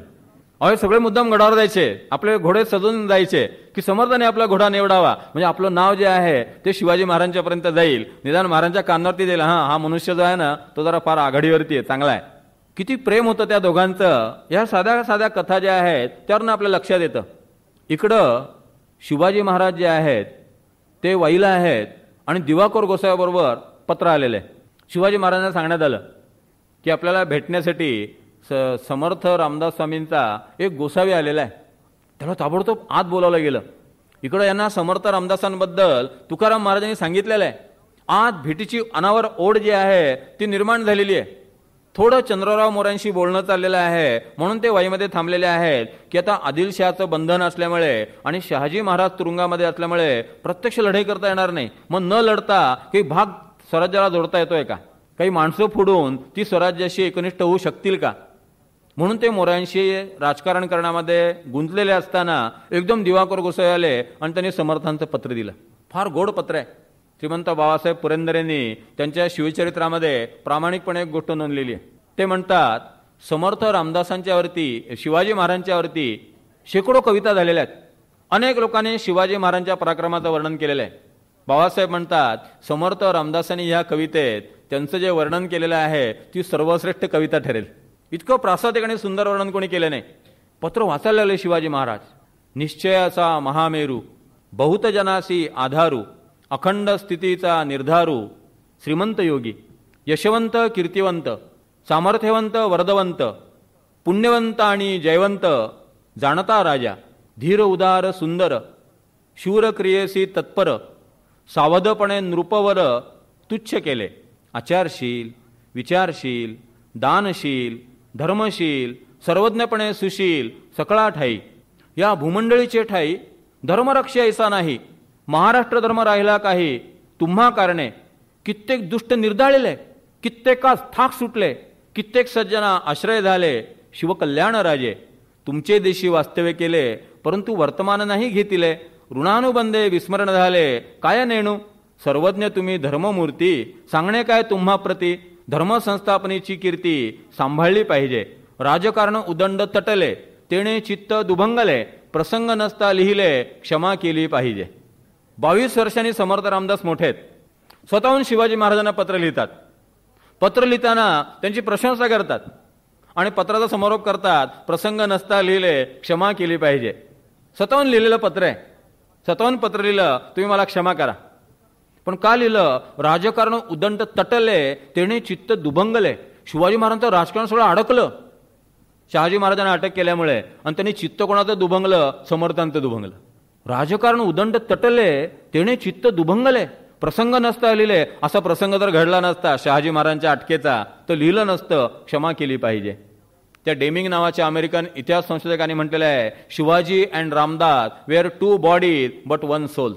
शरीर भिन्न होती, जीवात्मा एक होता, अंतःकरण एक होतं, ध्येय एक होते, वाटचाल एक होती, दिशा एक होती, वृत्ती एक होती. त्यामुळे त्यांचा 2 बॉडीज बट 1 सोल. राजकारण तटलं शिवाजी महाराजांचं, चित्त दुभंगलं समर्थ रामदासांचं. त्या चांगदेवानी ज्ञानेश्वरांना पत्र लिहिताना आशीर्वाद लिहावा का नमस्कार लिहावा 2 तास विचार करत बसले. शेवटी म्हणजे कोरच पत्र पाठवून दे, जाऊ देत. ती मुक्ताबाई म्हणाली 1400 वर्ष तपश्चर्या केली, चांग्या कोरात राहिला म्हटले. इकडं समर्थ रामदास विचार करत नाहीत की माझ्यापेक्षा लहान आहे, मग आशीर्वाद लिहू का नमस्कार लिहू, स्वतःहून लिहिणं बरोबर दिसणार की नाही, मॅनर्स आणि एटिकेट्सला धरून होईल की नाही. लगेच पत्र लिहिलं आणि किती स्तुती केलेली आहे शिवाजी महाराजांची. या भूमंडळीचे ठाई धर्मरक्ष ऐसा नाही, महाराष्ट्र धर्म राहिला काही, तुम्हा कारणे कित्येक दुष्ट संवारिले, कित्येकास थाक सुटले, कित्येक सज्जना आश्रय झाले, शिवकल्याण राजे. महाराजांनी पत्र वाचलं, अंतःकरण भारावून गेलं आणि त्यातली शेवटची ओळ वाचली, तुमचे दिशी वास्तव्य केले, परंतु वर्तमान नाही घेतले, ऋणानुबंधे विस्मरण झाले, काय नेणू. अहो गेले 4 वर्ष तुमच्या भूमीत आम्ही राहतोय. 45 सालापासून 49 सालापर्यंत समर्थ रामदास शिवाजी महाराजांच्या जहागिरीत राहतात. नर सोमलनाथ अंबरखाने हा शिवाजी महाराजांचा मामलेदार आहे. समर्थांनी तिथं राम मंदिर उभं केलंय चाफळला. त्या चाफळच्या राम मंदिराला नरसोमलनाथ अंबरखाने यांनी शिवाजी महाराजांच्या सरकारी तिजोरीतनं 200हून दान दिलेलं आहे. अजून तुम्ही भेटला नाहीत. हे सगळं पत्र वाचलं आणि शिवाजी महाराज दिवाकर गोसावी म्हणाले, आम्ही निघतो, आम्ही उद्या येतो. दुसऱ्या दिवशी शिवाजी महाराज निघाले. बरोबर निळोजी मुजुमदार होते. पंत निळोजी मुजुमदार हे बावडे संस्थांचे. त्यांच्या बावडे संस्थांचा इतिहास 1915 साली प्रसिद्ध केला गेलेला आहे. त्यावेळेस त्या बावडे संस्थांची शताब्दी होती. त्यानिमित्त लिहिला गेलेला इतिहास आहे आणि स्मरणिका आहे. त्या इतिहासात म्हटलेलं आहे, आमचे मूळ पुरुष पंत निळोजी मुजुमदार यांना राजा शिवाजी महाराज यांच्या समवेत शके 1571 वैशाख शुद्ध नवमीला समर्थ रामदासांचा अनुग्रह झाला. हे जे पत्र मिळालेलं आहे तो दिवस आहे वैशाख शुद्ध अष्टमी 11 एप्रिल सन 1649 बुधवार. आणि ज्या दिवशी शिवाजी महाराज म्हणाले आम्ही आता भेटायला येतो तो दुसरा दिवस आहे. मी सांगलीला गेलो होतो व्याख्यानाला. तेव्हा सांगलीचं जे म्युझियम आहे इतिहास संशोधक मंडळ पटवर्धन साहेबांचं, त्या म्युझियममध्ये मी राजघराण्यात गेलो होतो. त्या म्युझियममध्ये समर्थांच्या आणि शिवाजी महाराजांच्या समकालीन चित्रकारांनी त्या दोघांना भेटताना पाहून काढलेलं चित्र मला पाहायला मिळालं. त्या चित्रामध्ये शिवाजी महाराज असे आलेले आहेत आणि ते नमस्कार करायसाठी वागतील म्हणून समर्थ त्यांना वाकू देत नाहीत, हात धरून असं ठेवलेलं आहे. एखाद्या आदरणीय व्यक्तीने जर आपल्याला नमस्कार केला तर आपल्याला संकोच वाटतो. असं वाटतं या व्यक्तीने नमस्कार करू नये आपल्याला. समर्थाने शिवाजी महाराजांचा हात धरलाय, नमस्कार करू दिला नाही. शिवाजी महाराज आणि समर्थ रामदास यांची सज्जनगडावरली एक भेट आहे. तिथं फार सुंदर वर्णन गिरधर स्वामींनी समर्थ प्रतापात केलेलं आहे. जशी क्रिकेटची रनिंग कॉमेंट्री असते ना आणि त्यात आपण सगळं वर्णन ऐकतो तसं सगळा आखो देखा हाल गिरधर स्वामी लिहितात. म्हणून सेतुमाधवराव पगडी त्यांच्या संशोधन ग्रंथात आता मी जे सांगतो आहे या सगळ्या कथांचा अंतर्भाव करतात. गिरधर स्वामी म्हणतात शिवाजी महाराज सज्जनगडावरती समर्थांच्या दर्शनासाठी आले. क्षणभर सगळं आपलं मन आता सज्जनगडावर घेऊन जा. तर सगळा परिसर आठवा. त्यावेळेस परळी गाव नव्हतं, म्हणजे परळीकडनं रस्ता नव्हता, गजोडीकडनं लोक यायचे. शिवाजी महाराज गजोडीकडनं येत आहेत. गिरधर स्वामीने त्यांना येताना पाहिलं. शिवाजी महाराजांनी आपला हत्ती जो आहे तो खाली जिथं आता बस स्टँड आहे तिथं बांधून ठेवला आणि महाराज निघाले. शिवाजी महाराजांचा नेम होता वरती चढलं की आधी अंगलाई देवीचं दर्शन घ्यायचं. मग अंगलाई देवीचं दर्शन घेतलं की सरळ यायचे ते एकदम मठामध्ये यायचे. गिरधर स्वामी धावत धावत मठामध्ये आले. समर्थांच्या अंगात फक्त लंगोट होती आणि ते खोलीमध्ये बसले होते. शेतघरात पलंगावरती बसले होते. कसे बसले होते गिरधर स्वामी वर्णन करतात. डाव्या पायाची घडी घातली होती आणि उजवा पाय जमिनीपाशी खाली सोडला होता. गिरधर स्वामींनी सांगितलं राजा शिवाजी भोसले आल्या ती उंची वस्त्रे परिधान करावी, राजियास आनंद वाटेल. समर्थाने रेशमी मेखळा आणि शाल आपल्या अंगावरती परिधान केली आणि त्यांनी गंध घेतलं, समर्थांच्या कपाळाला लावलं. समर्थ पुन्हा पूर्वीच्या पद्धतीनं एक पाय खाली सोडून एक पाय वर करून पलंगावरती बसले. गिरधर स्वामी घाईघाईने मठातनं खाली आले. त्याच्या शेतघराच्या 4-5 पायऱ्या आहेत, त्यातल्या सर्वात खालच्या पायरीपाशी ते उभे राहिले. कारण त्यांना माहिती होतं मध्ये गुरुवाची दिवडी असल्यामुळे शिवाजी महाराज आपल्याला लगेच दिसणार नाहीत. ते दिवडीपाशी पोहोचले की आपल्याला दिसतील. तिची कमान आहे, त्याला गुरुवापासली दिवडी म्हणतात. बरोबर तिथे शिवाजी महाराज आले आणि गिरधर स्वामींनी शिवाजी महाराजांकडे पाहिलं. गिरधर स्वामी म्हणतात माझ्या मनात एक विचार येऊन गेला की चाफळला आपल्याला समर्थ रामदास भेटले होते, शिवाजी महाराज भेटले होते, शिवतरघळी ते भेटले होते. आता आपल्याला ते ओळखतील का, त्यांच्या लक्षात येईल का आता आपण तेच आहोत म्हणून. शिवाजी महाराजांनी ती दिवडी ओलांडली, गिरधरांकडे पाहिलं. त्यांनी गिरधरांना ओळखलं, मंद स्मित केलं आणि किंचित मान तुकवून त्यांना नमस्कार केला. आपल्याला शिवाजी महाराजांनी ओळखलं याचा गिरधर स्वामींना इतका आनंद झाला. ते म्हणतात मला असं वाटलं की एका हातात तबक घ्यावं, त्यात 33 कोटी देव ठेवावेत, शिवाजी महाराजांना ओवाळावं आणि ते देव फेकून द्यावेत. इतका आनंद आला. एकदम धावत धावत शिवाजी महाराजांच्याकडे आले. उजव्या हाताने त्यांनी शिवाजी महाराजांचा डाव्या हाताचा दंड पकडला, डाव्या हाताने शिवाजी महाराजांचं डाव्या हाताचं मनगट पकडलं आणि त्यांना हाताने धरून असं वर समर्थांच्याकडे घेऊन आले. समर्थ बसले होते. शिवाजी महाराज आत आले. शिवाजी महाराजांचं लक्ष नाहीये हे लक्षात घेऊन समर्थांनी गिरधर स्वामींना उजव्या डोळ्याची भिवई उंचावून सांगितलं, तुम्ही आता गेलात तरी चालेल. काय प्रामाणिक रिपोर्टिंग आहे की मला लगेच जायला सांगण्यात आलं. दिवाकर गोसावींसारखा मनुष्य जो शिवाजी महाराज समर्थ रामदासांचा 36 वर्ष पीए होता. त्या काळात पीएनच्या बदल्या लवकर होत नसत, दीर्घकाळ तेच पीए असत. दिवाकर गोसावी आपल्या डायरीत लिहितात, शिवाजी राजे भोसले आणि गोसावी या उभयतांना परस्परांना भेटताना म्या 100हून अधिक वेळा पाहिले, परंतु हरेक समयी मजला दूर जाण्यास सांगण्यात आले. त्याच्या देखत चर्चा नाही. समर्थांनी एवढं राजकारण केलं. गुप्तता, सावधानता, इशारतीचे बोलू नये, बोलावयाचे लिहू नये, लिहावयाचे सांगू नये, जबाबी नये, करणे असेल अपाय तरी बोलून दाखवू नये, परस्परीची प्रत्यय प्रचितीसे आणावा, काटीने काठी झाडावी परंतु कळूची न द्यावी, कळकटेपणाची पदवी आपणास येता कामा नये, नष्टास नष्ट योजावे, वाचाळास वाचाळ आणावे, आपणावरी विकल्पाचे गोवे पडोची न दे, धटासे आणावा धट, उद्धटासे आणावा उद्धट, खटनटासी आणावा खटनट, अगत्य करुनी, जैशासी तैसा जेव्हा भेटे तेव्हा मज्जा लस्सी थाटे, इतुके होते परी धनी कोठे दृष्टीस पडेना. सगळं घडतं आहे, धनी कोठे दृष्टीस पडत नाही. करणे असेल अपाय तरी बोलून दाखवू नये, परस्परेची प्रत्यय प्रचितीचा आणावा. काय डोळ्यात तेल घालून काम केलेलं संप्रदाय वाढायचं. शिवाजी महाराजांनी शेकडो एकर जमिनी इनाम दिल्या. समर्थ रामदासांनी त्या जमिनी नाकारल्या. ते म्हणले, जर शिष्यांना अशा जमिनी मिळाल्या, मठ श्रीमंत झाले आणि मठामध्ये पैसा आला तर मठपती गादीवरती लोळत बसतील, कोणीही काम करणार नाही, आणि मठपती मेला की दुसऱ्याने गादीवर कोणी बसायचं याच्यासाठी आपापसात भांडणं सुरू होतील. समर्थ सेवा मंडळ ज्यांनी सुरू केलं ते बाबूराव वैद्य एक महान व्यक्ती होती. यंदा त्यांची जन्मशताब्दी आहे म्हणून मुद्दाम सांगतो. हे बाबूराव वैद्य समर्थ सेवा मंडळाबद्दल नेहमी म्हणत असत की संस्था कर्जामध्ये असावी. संस्था कर्जामध्ये असली ना की व्यवस्थित चालतं. संस्थेकडे खूप पैसा आला की लोकांचा डोळा त्या पैशाकडेच राहतो.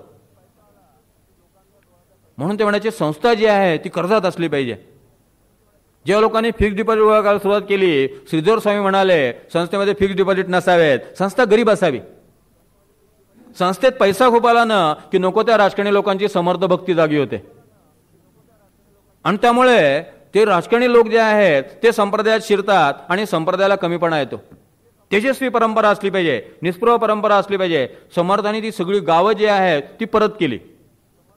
सेतुमाधवराव पगडेंनी त्यांच्या संप्रदायाच्या संशोधन ग्रंथात कथा दिली आहे की शिवाजी महाराजांना असं वाटलं की समर्थांनी गावं का परत केली, समर्थ आपल्याला रागवलेत की काय. तातडीने शिवाजी महाराज भेटायला आले आणि ते समर्थांना म्हणाले की तुम्ही रागवलात की काय, गावं का परत केली. समर्थांनी त्यांना सांगितलं की जर मठांना खूप पैसे मिळाले आणि मठ जर असे संपन्न झाले तर हे मठपती जे आहेत ते साधना करणार नाहीत, त्यांनी भिक्षा मागितली पाहिजे.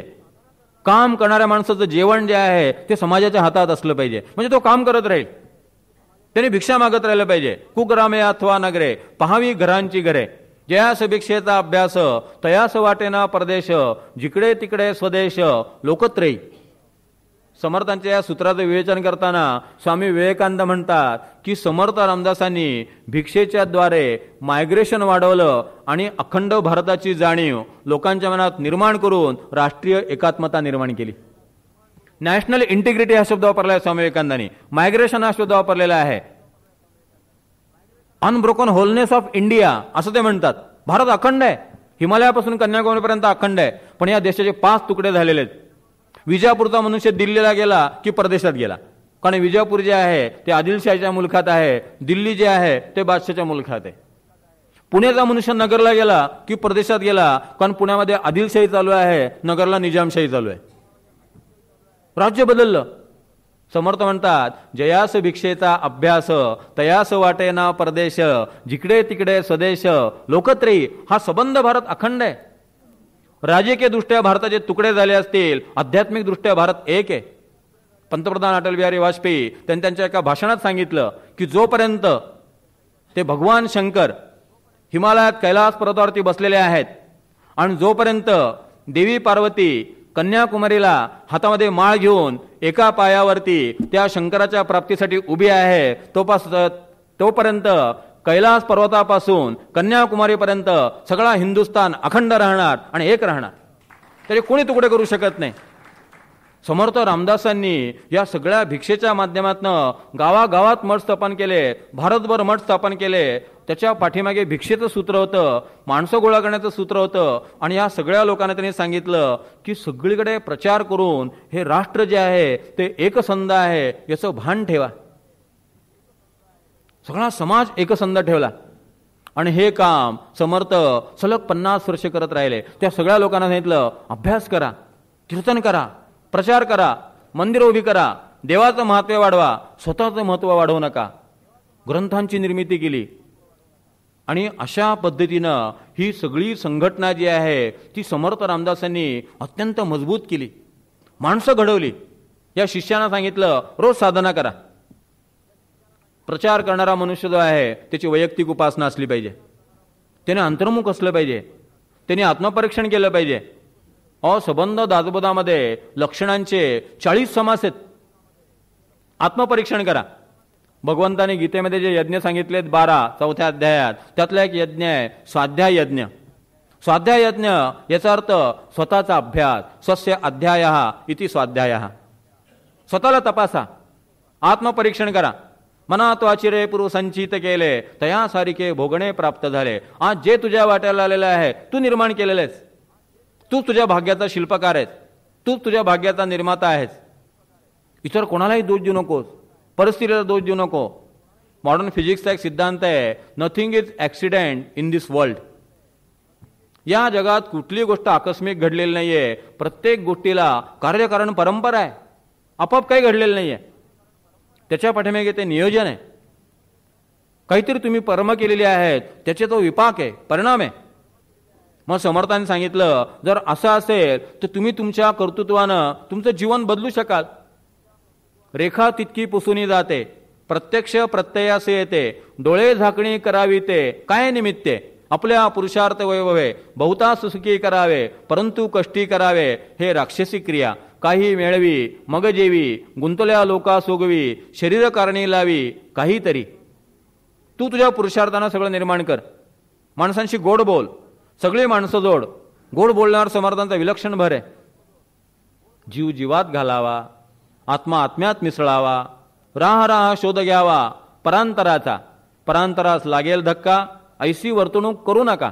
सगळी शिकवण जी आहे ती शिकवण या महंताच्या द्वारे त्यांनी समाजामध्ये पसरवली. भक्ती करा, आत्मपरीक्षण करा, माणसं जोडा, गोड बोला, सगळ्यांशी प्रेमाने व्यवहार करा, असं सांगून समर्थ रामदासांनी एक मोठी राष्ट्रीय संघटना उभी केली.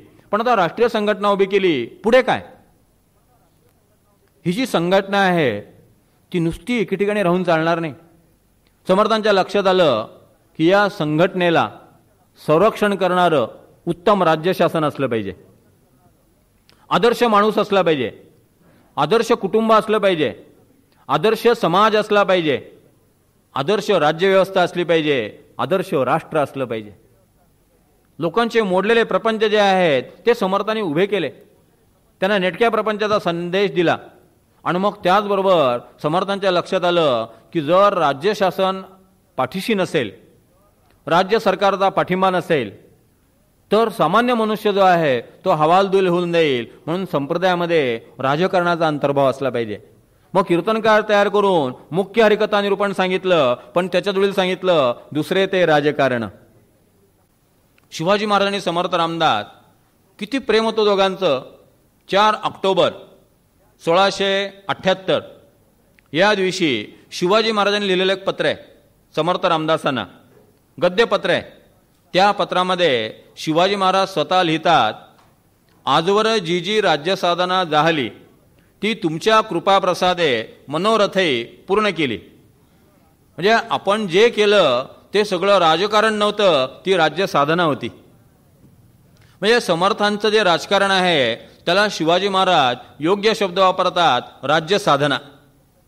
पुढे शिवाजी महाराजांचा हा राज्य साधना शब्द जो आहे तो समर्थ रामदासांनी संभाजी महाराजांना लिहिलेलं पत्र आहे त्यात वापरलेला आहे. म्हणजे राज्य साधना हा शब्द शिवाजी महाराजांची आपल्या राजकारणाला भेट आहे की ते राजकारण नाही आहे, ते राज्य साधन आहे, ते रथ आहे.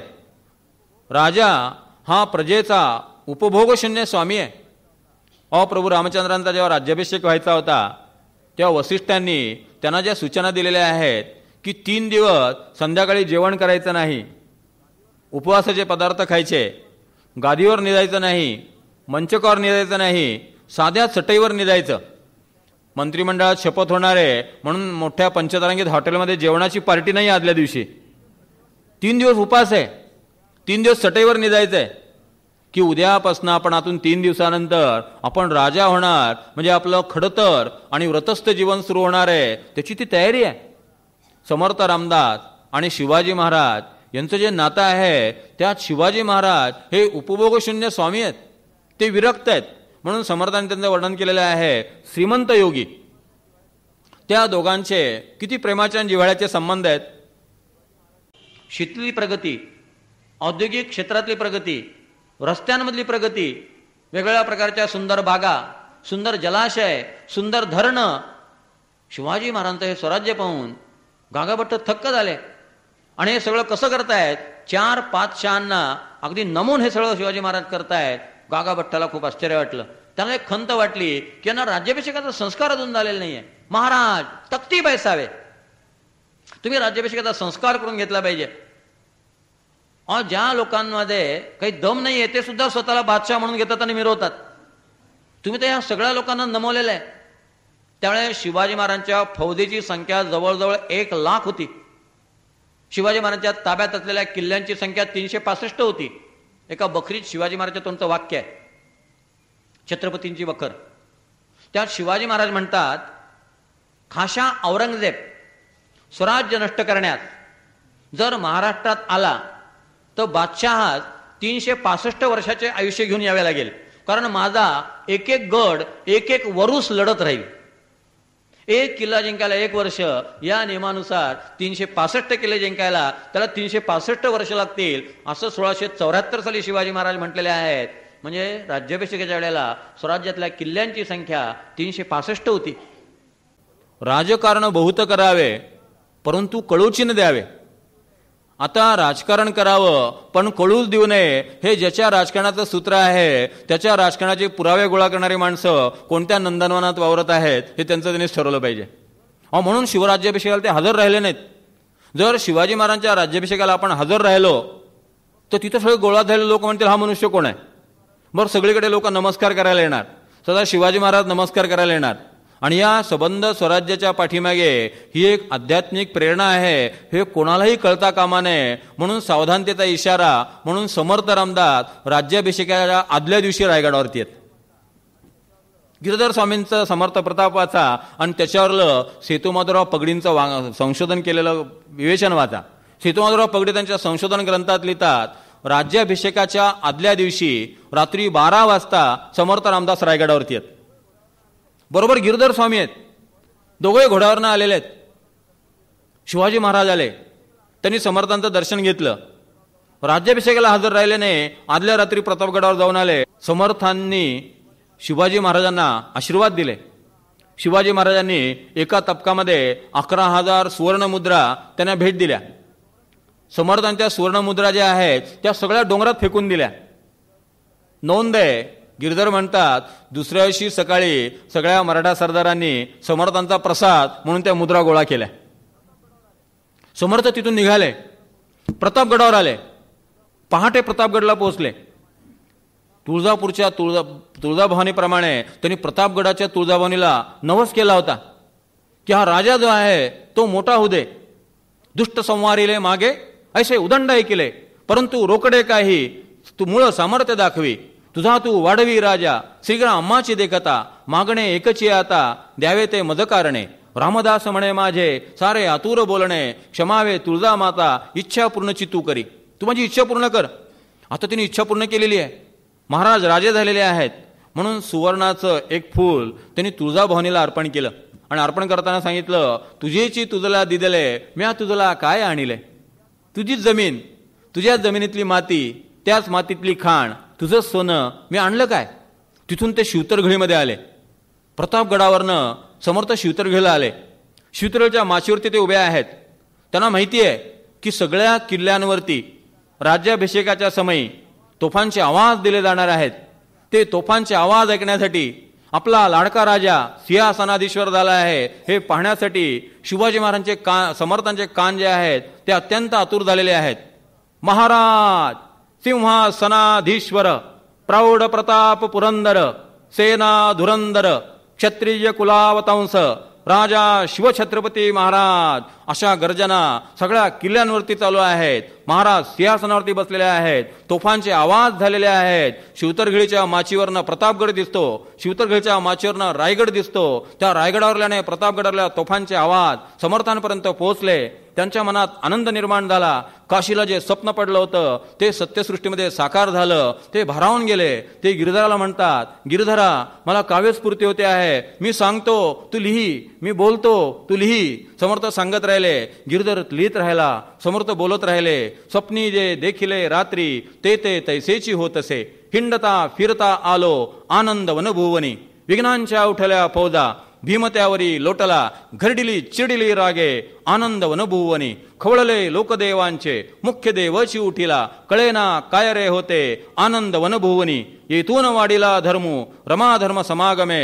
संतोष मांडिला मोठा आनंद वनभुवनी. बुडाले सर्वही पापी हिंदुस्थान बळावले. अभक्तांचा क्षयो झाला आनंद वनभुवनी. बुडाला औरंग्या पापी ब्लेंच संहार दाहला. मोडिली मांडिली क्षेत्रे आनंद वनभुवनी. उदंड दाहले पाणी स्नान संध्या करावया. जप तप अनुष्ठाने आनंद वनभुवनी. आनंद वनभुवनी. आनंद वनभुवनी. समर्थ रामदासांना विलक्षण आनंद झाला. तो आनंद या काव्यामध्ये प्रकट झाला. पुढे त्या दोघांचं प्रेम जे आहे ते अत्यंत जिव्हाळ्याचं प्रेम शेवटपर्यंत तसंच राहिलं. देह ठेवायच्या 60 दिवस आधी ते सज्जनगडावरती गेल्याची नोंद आहे. अंताजी गोपाळ कुडाळकर हा शिवाजी महाराजांचा बातमीदार होता. त्याने लिहिलेली एक नोंद आहे. फाल्गुन पौर्णिमेच्या वेळेला, माघ पौर्णिमेच्या वेळेला शिवाजी महाराज सज्जनगडावरती आले. त्यांनी समर्थांचं दर्शन घेतलं. शेतघरामध्ये ते ध्यानाला बसले होते तेव्हा 3 तास शिवाजी महाराजांची समाधी लागली असा उल्लेख आहे. शिवाजी महाराजांची समाधी लागल्याचे 2 उल्लेख आहेत. दक्षिण दिग्विजयाच्या वेळेला शिवाजी महाराज श्रीशैल्य मल्लिकार्जुनच्या दर्शनाला गेले होते. त्या शंकराच्या मंदिरात ते ध्यानाला बसले. त्यावेळेस त्यांच्या मनात पहिल्यांदा विचार आला की आपलं शिरकमल कापावं आणि शंकराला अर्पण करावं. आणि ध्यानामध्ये असताना शिवाजी महाराजांची समाधी लागली. जेव्हा ते समाधीतनं उतरले तेव्हा अंतर्नाद झाला, अजून तुझं कार्य शिल्लक आहे, इतक्यात शिरकमल अर्पण करू नको. आणि त्या अंतर्नादानुसार त्यांनी शिरकमल अर्पण करण्याचा विचार रद्द केला. पण शिवाजी महाराज 3-3 तास समाधी अवस्थेमध्ये बसून राहत असत. इतकी त्यांची आध्यात्मिक प्रगती झालेली होती. आणि म्हणून त्यांना श्रीमंत योगी म्हटलेले आहेत. ते योगी होते, श्रीमंत होते. आपल्या इथं राजर्षी शब्द आहे, ब्रह्मर्षी शब्द आहे. राजर्षी आणि ब्रह्मर्षी याला पॅरलल असा हा श्रीमंत योगी शब्द आहे. शिवाजी महाराज जे आहेत ते या ठिकाणी 3 तास समर्थांच्या समोर ध्यानस्थ बसले. त्यांची समाधी लागली. महाराजांनी त्यांच्या मस्तकावरती हात ठेवून त्यांना पुन्हा देहबोधावरती आणलं. शिवाजी महाराज रायगडावरती परत निघून गेले. त्यांना निरोप देताना समर्थ रामदास महाद्वारापर्यंत आले होते. माघ वद्य नवमीला माध्यान्ही दुपारी 12:40 समर्थ रामदासांनी सज्जनगडावरती देह ठेवला. समर्थ रामदासांनी देह ठेवला त्याची 15 दिवस पूर्वसूचना त्याने आपल्या शिष्यांना दिली होती. अक्काबाई जवळ होत्या. भीमस्वामी शहापूरकर होते. अक्काबाई रडायला लागल्या. समर्थ म्हणाले, इतके दिवस आमच्या सहवासात तुम्ही वेदांत शिकलात, आता रडू नका. त्या म्हणाल्या, आता तुमचं पुन्हा दर्शन घडणार नाही याचं आम्हाला वाईट वाटतं. समर्थ म्हणाले, माझी काया आणि वाणी गेली म्हणाल अंतःकरणी. परिमी आहे जगज्जीवनी निरंतर. आत्माराम दासबोध माझे स्वरूप स्वतः सिद्ध. असता न करावा खेद भक्तजनी. नका करू खटपट पहा माझा ग्रंथनीट. जेणे सायुजितीची वाट गवसेल की. संत हे कधी जात नसतात, ते ग्रंथाच्या रूपानं शिल्लक राहत असतात. समर्थाने जाताना सांगितलं की दासबोधाच्या रूपाने मी शिल्लक आहे. आता मला दासबोधामध्ये बघा, समर्थ रामदास गेले 318 वर्ष झाले, पण समर्थ रामदास गेले ते देहाने गेले. समर्थांचे विचार, त्यांची शक्ती आजही कार्यरत आहे. आज समर्थ रामदासांच्या निर्णयाला 318 वर्ष झाले, पण आज एवढ्या मोठ्या प्रमाणावरती महाराष्ट्रात, महाराष्ट्राबाहेर सर्वत्र त्यांच्या विचारांचा प्रसार आणि त्यांचं कार्य जे आपल्याला पाहायला मिळतं. त्यांचं हे संबंध जीवन पाहिलं की अंतःकरण भरून येतं. आणि मग एकदम कवी अनंतांची ती कविता आठवते. सह्याद्री गिरीचा विभाग विलसे, मांदार शृंगापरी, नामे सज्जन जो नृपे वसविला, श्री उर्वशीचे तिरी, साकेताधिपती कपी भगवती, हे देव ज्याचे श्री, तेथे जागृत रामदास विलसे, जोया जना उद्धरी, तेथे जागृत रामदास विलसे, जोया जना उद्धरी, तेथे जागृत रामदास विलसे, जोया जना उद्धरी. जय जय रघुवीर समर्थ.